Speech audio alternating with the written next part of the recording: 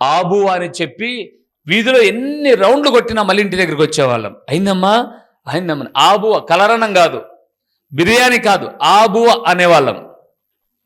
ఈరోజు ఆబువ తినే లేనిపోయిన రోగాలన్నీ తెచ్చుకుంటున్నాం. అందుకే మళ్ళీ పాతకాలం వచ్చేసింది చూడండి. రాగులు తినండి, కొర్రలు తినండి, అరికెలు తినండి, అవి తినండి, ఇవి తినండి అని చెప్పేసి అవి తినడానికి ఇప్పుడు విద్యలు నేర్పించేటటువంటి పాఠశాలలు ప్రారంభమయ్యాయి. మనం ఎప్పుడు ఏం చెప్పుకోవాలంటే, చాలు ప్రభువా, నా స్థితి ఇది కాదు. దావీదు దీవించబడ్డానికి కారణం అదే.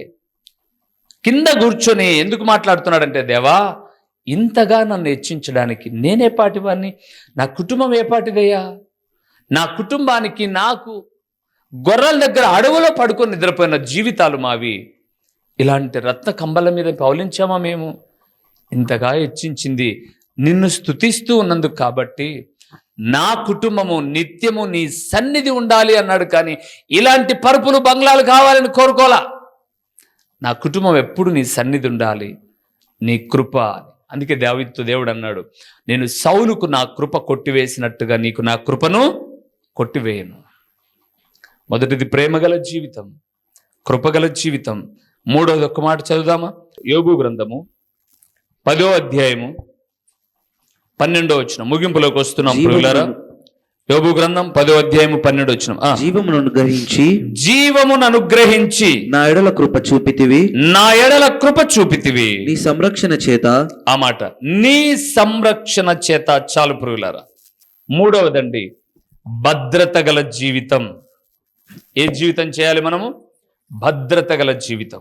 అవును ప్రియులారా, ఈరోజు లోకంలో ఎక్కడ మనం చూస్తున్న భద్రత కరువైపోయింది. భద్రత కరువైపోయింది. నిన్నటి దినాన మేము ఒక దైవజనుడి దగ్గరికి వెళ్ళాం. పెద్దలు ఒకప్పుడు గొప్పగా ఈ కడప జిల్లాలో అనేక మంది సేవకులను బలపరిచి తర్ఫీజునిచ్చి దేవుని వాక్యంలో బలపరిచినటువంటి ఒక దైవజనుడు ఐజే గారి దగ్గరికి వెళ్ళాను. 77 సంవత్సరాలు పైబడిన వయసు. కూర్చొని మాట్లాడుతూ ఉన్నాం. ఎలాగున్నారు, ఏమైంది, మధ్యలో మీరు కొంచెం సిక్ అయ్యారంటనే, ఎలాగా అని. ఆయన ఇంటి దగ్గర ప్రార్థనకు వెళ్ళాలని చెప్పేసి ఆటో ఇంటి ముందర పోతుంటే ఆటోని పిలిచాడు. బాబు ఆటో అని అడిగాడు. వెల్దుర్తినే ప్రాంతానికి ప్రార్థనకు వెళ్ళడానికి బస్టాండ్కి వెళ్ళాలి ఆయన. బస్టాండ్కి వెళ్ళడానికి ఆటోని పిలిచాడు. ఆటో వచ్చింది. ఆటోలో కూర్చున్నాడు. బస్టాండ్కు పదనాయన అని దానికి కావాల్సిన డబ్బులు ఇచ్చాడు. ఈయన కొంత దూరం ప్రయాణం చేయగానే ఈయనకు స్ట్రోక్ వచ్చింది, బ్రెయిన్ స్ట్రోక్. పడిపోయాడు. ఇప్పుడు సహజంగా ఆటో ఆయన ఏం చేయాలి? 108కి ఫోన్ చేయడము, ఈయన పరిస్థితి ఏమి ఉన్నట్టుండి ఇలాగ అయిపోయింది అని చెప్పేసి, ఇంకా జాలుంటే ఏదైనా హాస్పిటల్లో చేర్చి మళ్ళీ ఏ ఇంటి దగ్గర ఎక్కించుకున్నాడో ఆ ఇంటి దగ్గరికి వచ్చామ్మ నా ఆటో ఎక్కిన మీ ఆయన అని చెప్పాలి. అంత మంచి బుద్ధులు ఉండవు కదండి అందరికీ. ఇతను ఏం చేశాడంటే బస్టాండ్ దగ్గర ఒక చోట దించేసి వెళ్ళిపోయాడు. మనిషిని తీసి పక్కన పెట్టేసి వెళ్ళిపోయాడు. కాన్షియస్లో ఉన్నాడు, అన్కాన్షియస్లో లేడు. మాట్లాడుతున్నాడు, ఏం మాట్లాడుతున్నాడో అర్థం కాలేదన్నమాట. అందుకని పక్కన దించేసి, రోడ్డు పక్కన దించేసి వెళ్ళిపోయాడు. ఒకరోజు అయిపోయింది, 2 రోజులు అయిపోయింది. 2 రోజులకు భయంకరమైన వాన. మనిషి ఇక్కడి నుంచి లేచి అక్కడికి పోగలిగిన స్థాయి కూడా లేదు. ఒక గోడ పక్కన 1.5 దినం దోమలు, వాన, జోరు వానండి. వానలో నానిపోయి పడిపోయాడు. భద్రత కరువైన రోజులు కదా. ఏమైపోయాడు? ఇంట్లో నుంచి ప్రార్థనకి వెళ్ళి ఊరికి వస్తా అంటే ఊరికి రాలేదు, ఇక్కడ లేడు. ఎందుకంటే ఆయన వివాహం చేసుకోలే. తన జీవితాన్ని సేవకు అంకితం చేస్తూ వచ్చేసాడు. సేవలోనే ఉండిపోయాడు. తన దగ్గర ఉన్న బంధువులు, రక్త సంబంధికులు అంతా కూడా ఎవరైనా సేవ నిమిత్తమై ఇచ్చిన ఆ డబ్బులతో మాకు ఏమి లబ్ధి చేకూరుతుంది అనుకున్న వాళ్ళు, కానీ మనిషిని మనిషిగా ప్రేమించిన వాళ్ళు ఎవ్వరూ లేరు. ఈ రోజు వరకు నేను గమనిస్తూ వచ్చాను. ఆయన చాలా అక్కడే వర్షంలో ఉండిపోయాడు. మొత్తం పైన వాళ్ళ కుటుంబ సభ్యులు అంటే తోడబుట్టిన తమ్ముడు, వాళ్ళు వీళ్ళు వెతికారు. ఎక్కడెక్కడో హాస్పిటల్ వెతికారు, ఎక్కడెక్కడో వెతికారు. ఫోను తీసుకోలేదు, డెడ్ అయిపోయింది. చాలా పరిస్థితి. 2 రోజుల తర్వాత ఆ దారి గుండా ఎన్నో వాహనాలు వెళ్ళిపోతుంటాయి, వస్తూ ఉంటాయి. ఆ ప్రక్కన అలాగా గోడ పక్కన పడిపోయింటే ఎవరో తాగి పడిపోయింటారులే అనుకొని ఉంటారు. 2 రోజుల తర్వాత కనుక్కున్నారు, హాస్పిటల్కి తీసుకెళ్లారు. తిరిగి కాన్ఫరెన్స్లోకి వచ్చాడు. భద్రత కరువైపోయిన రోజులు. నాకు తెలిసిన ఒక ఆయన జమ్మలమడుగులో ఉంటాడు, హాస్టల్ వార్డెన్. ఆయన రిటైర్డ్ అయ్యాడు. ఇప్పుడు కార్ డ్రైవ్ చేసుకుంటూ వెళ్ళిపోతున్నాడు. స్ట్రోక్ వచ్చింది. వెనకల భార్య పిల్లలు ఉన్నారు. అది మధ్యరాత్రి. ఆయన అంటాడు, ప్రభువా నాకు అర్థమైపోయింది, నా యొక్క సిమ్టమ్స్ నాకు అర్థమైపోయింది. నేను ఒకటే అడుగుతున్నాను, ఇప్పుడు నేను ప్రక్కన నిలబెట్టినా ఎట్లా బ్రతుకుతానో లేదో గ్యారంటీ లేదు. ఇది మధ్యరాత్రి, ప్రార్థన అయిపు చేసుకొని వచ్చే రాత్రి 11 ఆ టైంలో. ఊరు బయట వచ్చేసారు ఆల్రెడీ. అక్కడ ఎవ్వరు లేరు. నన్ను ఇంటికి పోయిందాక బతికించు చాలు, వీళ్ళనన్నా భద్రపరుస్తాను. నేను ఎలాగ అయిపోతాను, వీళ్ళనైనా భద్రపరుస్తాను. నన్ను నీ కృపలో జ్ఞాపకం చేసుకో. ప్రార్థన చేశాడట సహోదరుడు. దేవుడు క్షేమంగా ఇంటికి నడిపించాడు. ఆ స్థితి అలాగనే ఉంది. ఉదయం కూడా హాస్పిటల్కు వెళ్ళి టెస్ట్ చేయించుకొని స్టంట్ వేసుకొని మరలా సేవలో వాడబడుతున్నాడు. భద్రత. మూడవది, మన ఆత్మీయ సేవకులు. మనం అంతా ప్రార్థన చేసాం, బాలసుందరం గారు అని. నేను ఎప్పుడు అదే అంటుంటాను, ప్రభు ఆ శ్రేష్టమైన ఆరాధనను నిర్లక్ష్యం చేయమాకండి. ప్రభు వాళ్ళను నిర్లక్ష్యం చేయమాకండి. రక్షించబడిన వారిని ఎందుకు చెప్తానో తెలుసా? మంచి దేవుని సేవకుడు. శనివారానికి పరీక్షలన్నీ అయిపోయాయి. డాక్టర్లు అన్నారు, ఏమండి ఆదివారం పొద్దున్నే మీకు బైపాస్ సర్జరీ చేయాలి, 4 హోల్స్ బ్లాక్ అయిపోయాయి. సో రెడీగా ఉన్నారు కదా ఇంకా మీరు అంటే, సార్ మీకు అభ్యంతరం లేకపోతే. ఇన్ని రోజులు నాకు ఏ నొప్పి బాధ ఏం అనిపించలా, ఇప్పటిదాకా అనిపించలా. ఇది సైలెంట్ కిల్లర్ అని మీరే చెప్పారు, నాకు అర్థమైంది, భయం వేసింది.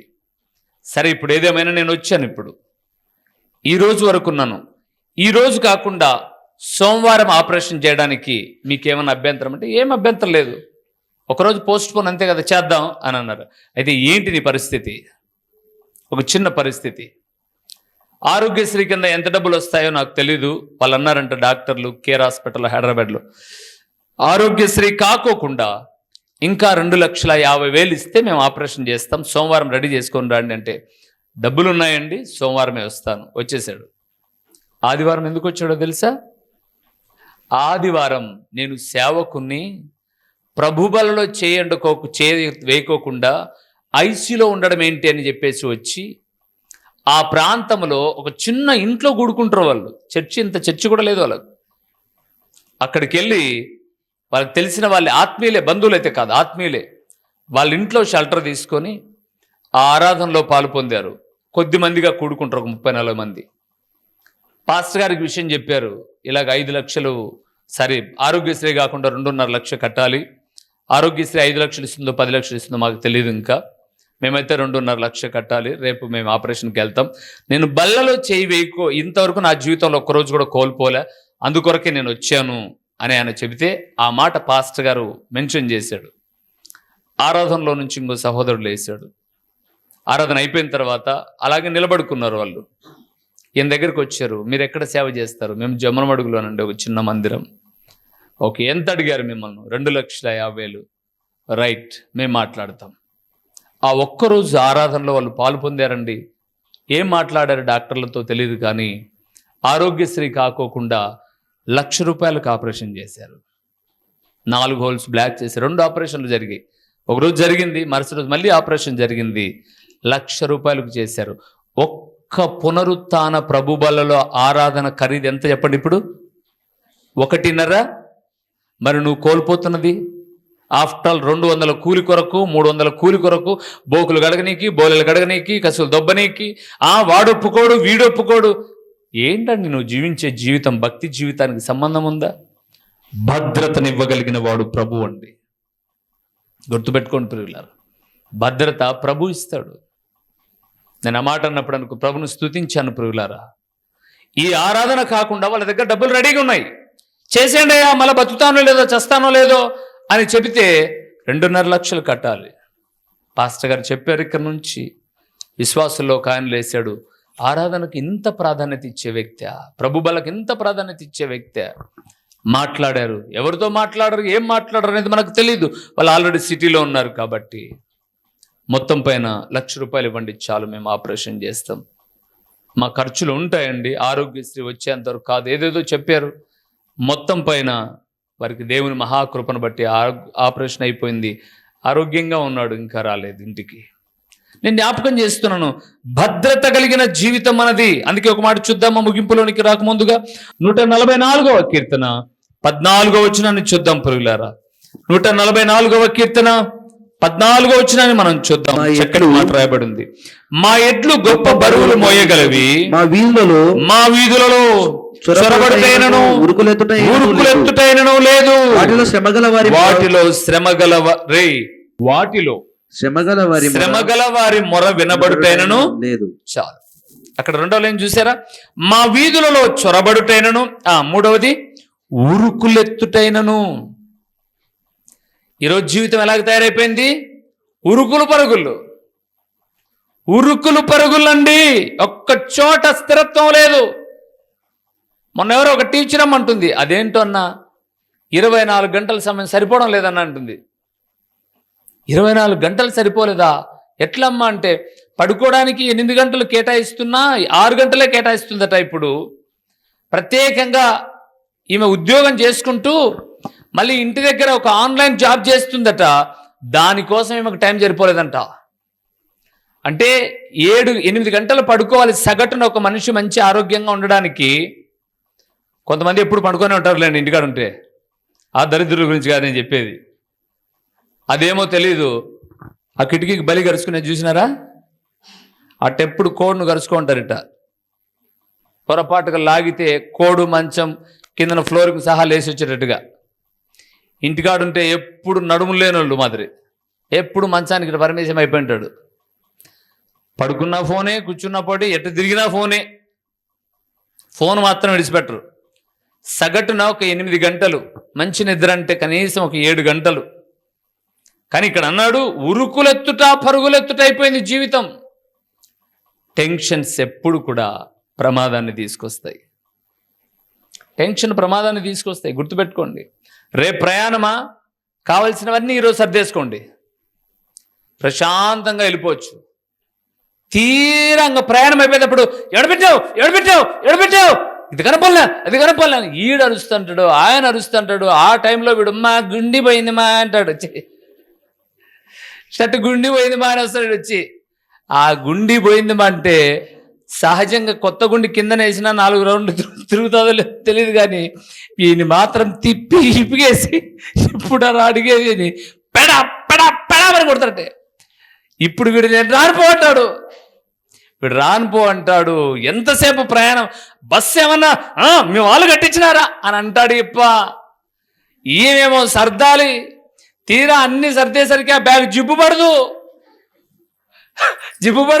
మళ్ళా వాడిని తెచ్చిన పైన కూర్చోబెట్టాలి బ్యాగ్ మీద. వీడు కూర్చొని 2 ఒత్తులు ఒత్తితే అప్పుడు జిబ్బు పడుతుంది.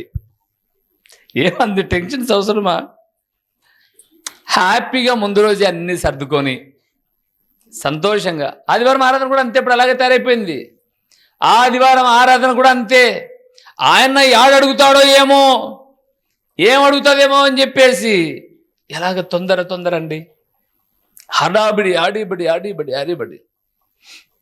అలాగ ఉండకూడదు. రేపు ఆరాధన కదా ఆదివారం, శనివారం సాయంత్రానికే రేపటికి కావాల్సిన డ్రెస్ ఏది, నీకు ఒకవేళ ఉదయాన్నే సమకూర్చుకోగల జ్ఞానం అంటే వేరే విషయం, డ్రెస్ ఏది, పొద్దున ఏ టిఫిన్ చేయాలి, లేకపోతే ఏంటి పరిస్థితి, ఇవన్నీ చూసుకొని హ్యాపీగా ఒక 5 నిమిషాల ముందు వచ్చి మోకాళ్ళు, దేవా వారమంతా కాపాడావు, ఎంత గొప్ప దేవుడవు తండ్రి, నా కళ్ళ ముందు ఎంతమంది రాలిపోయారు, నాకు భద్రత ఇచ్చావని నేను నిలబడుకొని పాట పాడుతూ ఉంటాను.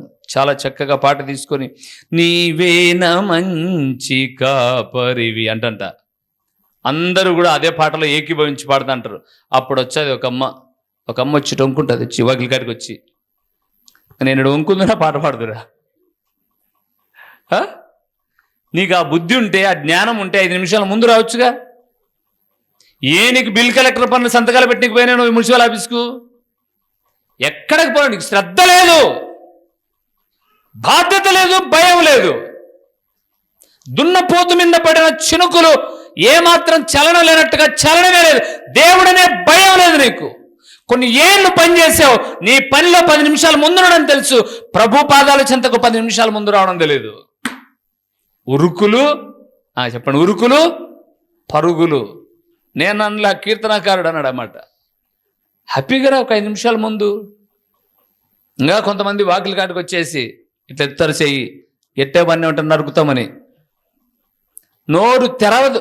ఇప్పుడు ఇట్లా చేయి ఎత్తినప్పుడు నోటి నుంచి ఏం రావాలి? నేను పాట పాడుతున్నానులే, నువ్వు ఎటు పాట పాడవు. ఆ నుంచి వచ్చేటప్పుడు మీరు ఏం చెప్పాలి?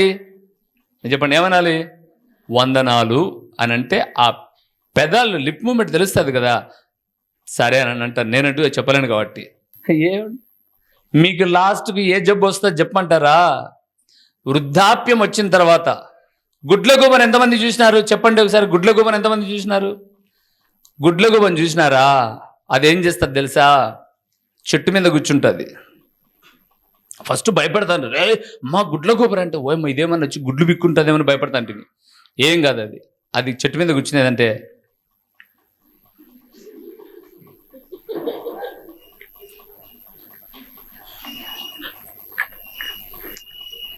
మీరు ముసలోళ్ళు అయిపోయినాక మీ ఇంట్లో వాళ్ళు తిరుగుతా అంటే ఏమిరా తిరిగి అనలేరు. ఈ స్టేజ్ రాకూడదంటే ముందే ప్రార్థనలో బాధ్యత కలిగి రండి. లేదా వృద్ధాప్యం వచ్చిన తర్వాత గుడ్లగూబకు విలువ ఉండదు మీకు. జాగ్రత్త ప్రియులారా.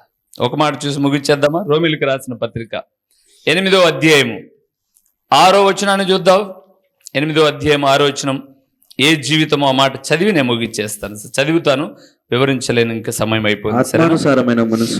ఆత్మానుసారమైన మనస్సు జీవమును సమాధానమునై ఉన్నది. ఎస్, చాలు ప్రియులారా. 3వది ఆత్మీయ జీవితం.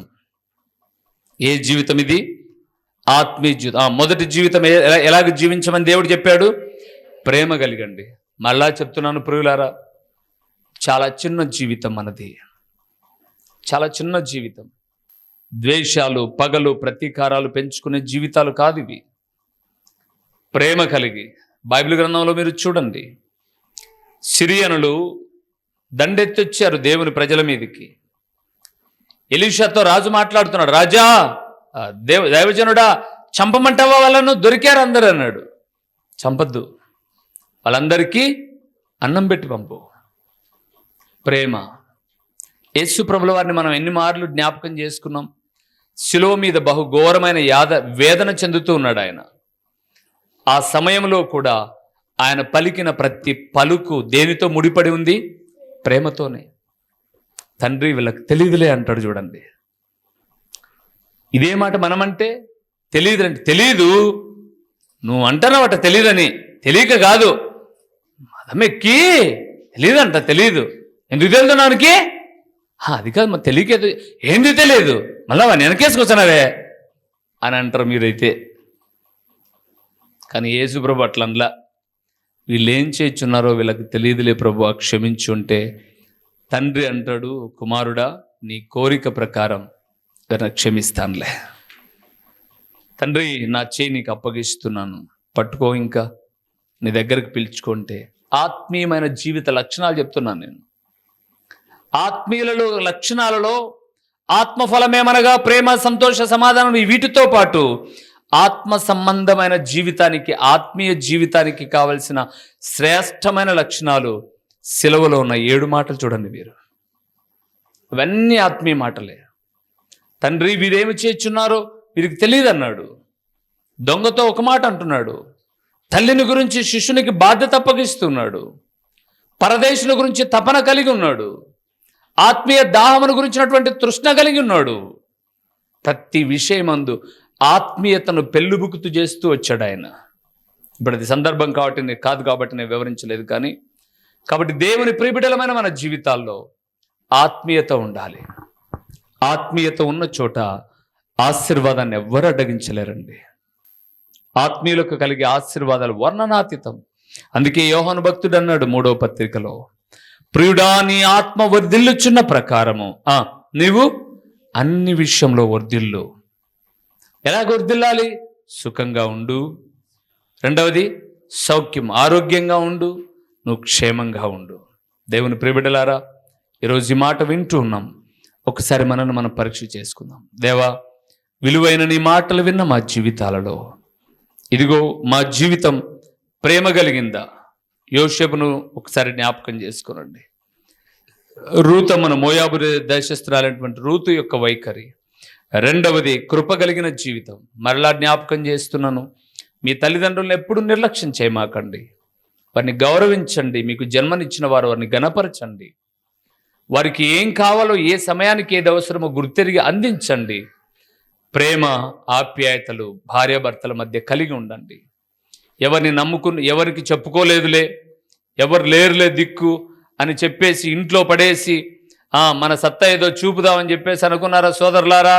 నిన్నటి దినాన్ని చూసారా? టీవీ 9లో ఒక న్యూస్ వచ్చింది. ఇంట్లో పెట్టి కొడితే పులి కూడా ఏమవుతుంది? ఏమని చెప్పారు? ఇంట్లో కొడితే పిల్లి కూడా, పులి కాదు పిల్లి కూడా ఏమవుతుంది? అది లాస్ట్కి ఏమి దిక్కు తెలియకపోతే కొరికి రక్కి పిల్లి, అడలు కాదు పిల్లి గురించి చెప్తున్నాను నేను. దానికి ఎక్కడంగా బయట పోయేదానికి అవకాశం లేకపోతే నీ మీద పడి కొరికి రక్కి గిచ్చి నిన్ను కూడా భయపెట్టి మూతి ముఖమంతా కొరికి బయటికి పోతారు ఈ పిల్లులు కూడా. జాగ్రత్త, ఎంతసేపు ఆ పిల్లుల గురించి అనుకోమాకండి.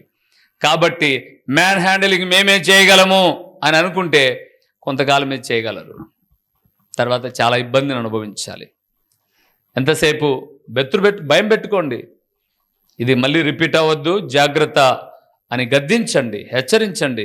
దట్సాలు వదిలేయండి. ఇంకా దీన్ని ఇంకా తరతరాలు తొక్కుంటా ఆపొద్దు చేస్తేవంటే నీ జీవితంలో పొద్దుపడవద్దు. కృప కలిగిన జీవితం. మూడవది, ఉరుకులు పరుగులతో దేవుని సన్నిధానాన్ని కోల్పోమాకండి. నేను దిన ఆ సేవకుని గురించి విన్నప్పుడు నేను చాలా సంతోషపడ్డాను. ఒక్క ఆరాధన ఖరీదు 1,50,000 రూపాయి అంటే, ఒకవేళ మీకు 1,50,000 మిగులుతుందని కాదు, అంత గొప్ప ఆరోగ్యము ఆయుష్ మీకు కలిగితే ఎంత మేలండి, ఎంత గొప్ప క్షేమము చెప్పండి. ఎన్ని ఆరాధనలు. నువ్వు పోయిరాపో, ఏం అత్తగారింటికి పోతుంది, పోయిరాపో. పాస్టర్ అంటే మీ అన్న కదూ, పోయిరాపో, మీ అన్నకు చెప్పుపో. భర్తలు అనేదండి, మీ అన్నకు చెప్తే ప్రార్థన చేస్తాడు పో.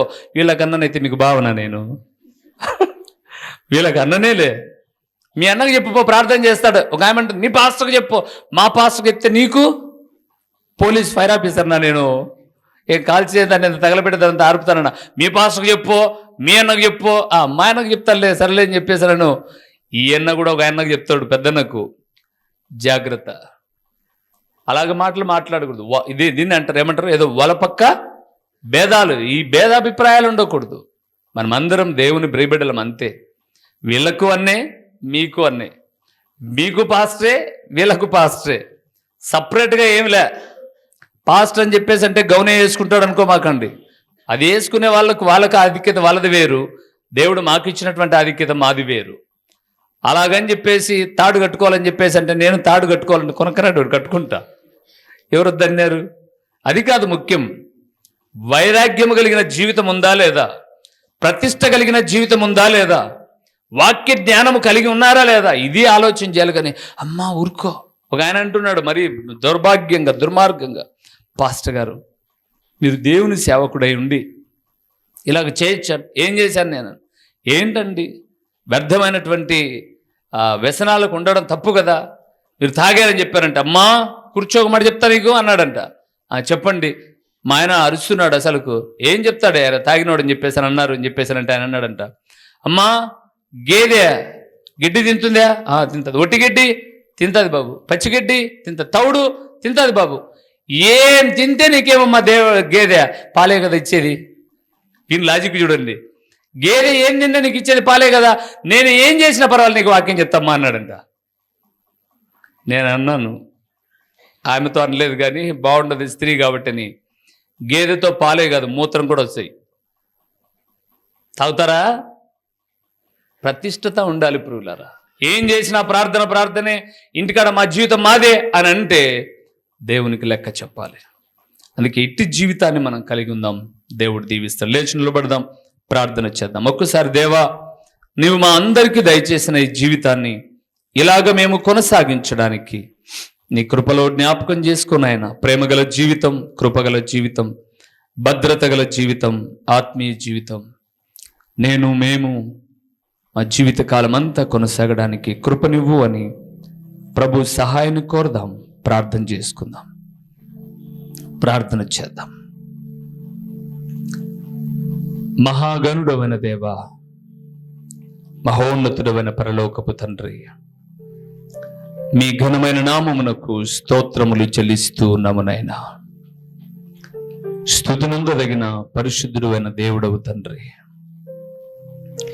ఎలాంటి జీవితాన్ని మేము జీవించమని మీరు కోరుకున్నారో అపోస్తుల కార్యములు 17వ అధ్యాయం 25వ వచనాన్ని ధ్యానం చేస్తున్నప్పుడు మా అందరికీ మీరు ఇచ్చిన ఈ అద్భుతకరమైన జీవితాలను బట్టి ప్రేమ కలిగి మీ కృపకు పాత్రులమై తండ్రి, ఉరుకులు పరుగులతో కాక మీ పాద సన్నిధికి త్వరపడే వ్యక్తులముగా మీ నామములో ఆత్మీయ సహవాసముతో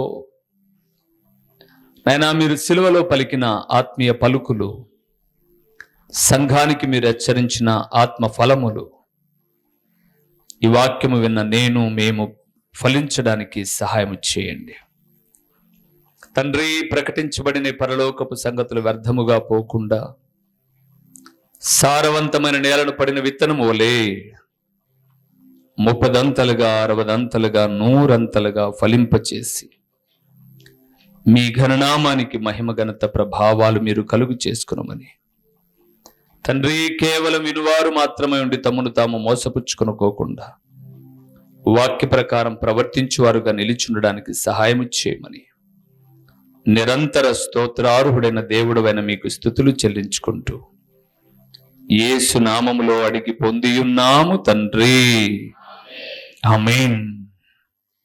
ప్రభు ఘనమైన నామమునకు మహిమ కలుగునుగాక. మన ప్రభువును రక్షకుడునునైన యేసు క్రీస్తుల వారి యొక్క ప్రశస్తమైన నామములో అనుదినము వాక్య వీక్షకులుగా సహకారులుగా ఉన్న తల్లి సమానులు, తండ్రి సమానులైన పెద్దలకు, అలాగే నన్ను గౌరవించి దేవుని వాక్యమును ప్రేమించే దైవజనులకు, సోదరీమణులందరికీ కూడా మన ప్రభు అయిన యేసు క్రీస్తు పేరట ఈ 2025వ సంవత్సరపు నూతన సంవత్సరపు శుభాకాంక్షలు మీకు తెలియచేయుచున్నాను. వందనములండి. దేవుని మహాకృపను బట్టి 2020వ సంవత్సరం ఒక 6 నెలలు ఈ టీవీ పరిచర్యను కొనసాగిద్దాం అని కొంత ధనాన్ని పోగు చేసుకుని పరిచర్యను ప్రారంభించాం. ప్రభు నమ్మదగిన వాడు. ఏదో ఒక రీతిగా తన బిడ్డలు గుప్పిలి విప్పుతూ ఈ 5 సంవత్సరాలు స్వార్థ కూడికల ద్వారా, టీవీ పరిచర్య ద్వారా దేవుని వాక్యం మీకు అందించడానికి సహాయం చేశాడు. ఈ 5 సంవత్సరాలలో కేవలం ఈ టీవీ పరిచర్య ద్వారా మాత్రమే 1800 పైబడిన సందేశాలు ప్రభు మీతో మాట్లాడాడు. ఇందులో నా గొప్పతనం ఏమి లేదండి. 1800 పైబడిన సందేశాలు మీ కుటుంబాలను దర్శించాయి. ఇక ముందుకు కూడా నేను అప్పుడే సందేశాలు కొన్నిటిని సిద్ధపరిచాను. సహాయము ప్రభువు చేయాలి. అందులో తన సహాయాన్ని, తన బిడ్డలను ప్రోత్సహించి గుప్పిలి విప్పుతూ ఉన్నప్పుడు నమ్మకమైన పరిచర్యలో వాటిని వెచ్చించి నశించిపోతున్న ఆత్మలను రక్షించడానికి, రక్షించబడిన ఆత్మలను ప్రభు రాకడకు సిద్ధపరచడానికి ప్రయత్నం చేస్తాం.